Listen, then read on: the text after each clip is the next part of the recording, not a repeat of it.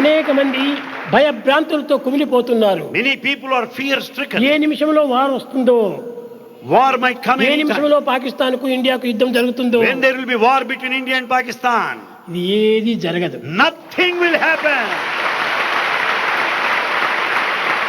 భారతదేశము పవిత్రమైన దేశము, ఎప్పటికీ సుక్షేమంగానే ఉంటుంది. Bharat is sacred land and it will continue to be ఏదో చిన్న successful. చిన్నవన్నీ కొన్ని జరుగుతూనే ఉంటుంటాయి. After all, small things may ఒక నలుగురు appear. ఉన్నటువంటి కుటుంబంలోనే లడాయి వేస్తుంటారు. There will be conflict in families.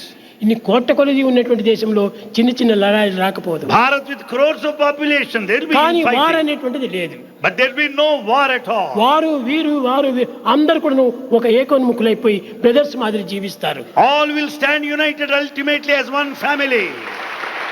మీరు కూడాను నిత్యము చేసేటువంటి ప్రార్థనకు తగినట్టుగా ఇంకా హృదయపూర్వకంగా లోక సమస్త సుఖినో భవంతు అనే ప్రార్థనలు చేయండి. In your daily prayers, offer prayers wholeheartedly for the welfare of the entire humanity. ఈ లోక సమస్తాన్ని మనం ఆశించాలి. Let the whole world be happy.